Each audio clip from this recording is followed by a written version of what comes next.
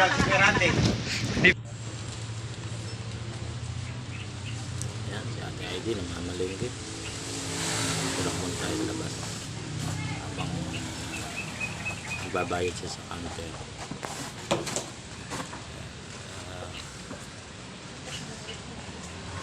Medyo matagal siya. Hello. Tayo lang natin. Dito lang muna tayo sa... Galing na rin kami kanina sa malengke. Pero dito kami na malengke sa BC. Hindi malapit na sa amin yan. Pauwi na sa amin. Kakayari naman na sa pamamalengke.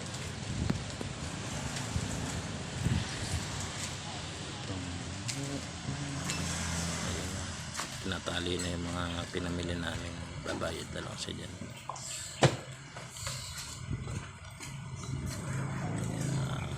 Babayad.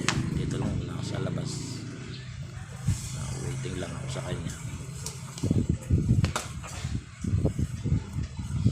Sobra init. Kaya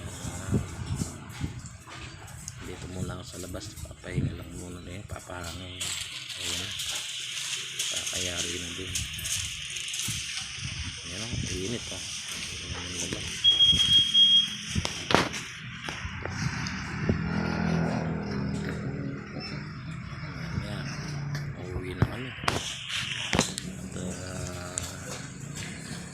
Alaga naman ang pupuntahan Kuya Randy ngayon pagkayaring mamalengke. A few moments later. Ayan na, Kuya Randy tok na pagod na yata. Papakain naman siya ng mga alaga. Papakain muna sa kubo para hindi naman masyadong pagod, tanggal pagod.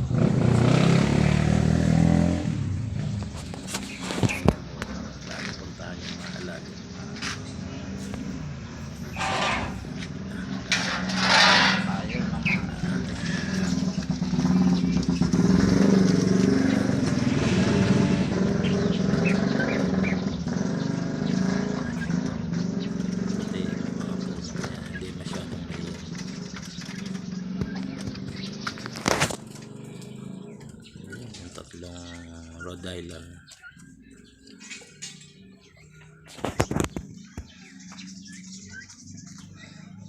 Malaking bagay yung puno. Puntahan natin yung mga kambing naman para silipin natin. Ayan. Malilim din sila sa ilalim ng puno. Ayan. Hindi sila naiinitan masyado. Bibe. Ayan, binigyan natin ng tubig para nakakainom-inom sila.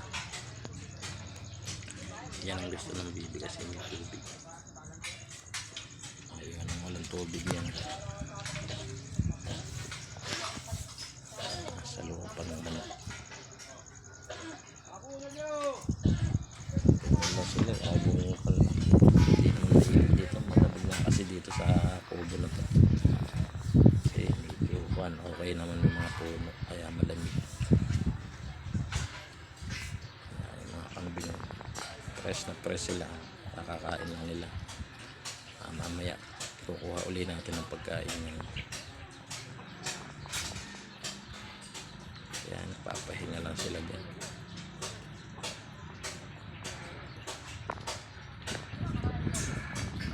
Malaking bagay talaga yung mga puno. Kahit sobra init, malamig pa rin, hindi sila may stress.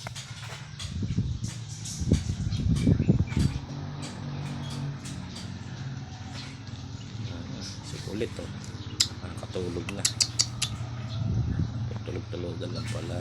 Kala ko nakakatulog. Antok na rin siya. Kaya pahinga muna siya. Malamig naman kasi kaya na maganda tulog niya.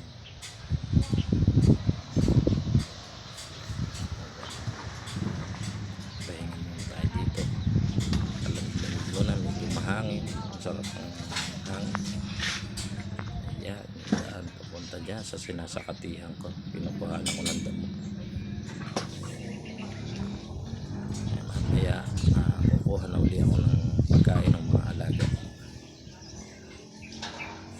Kaya pahinga lang muna ng konti at magpapakain uli si Kuya Randy maya hapunan naman ng mga alaga. Maraming pong salamat.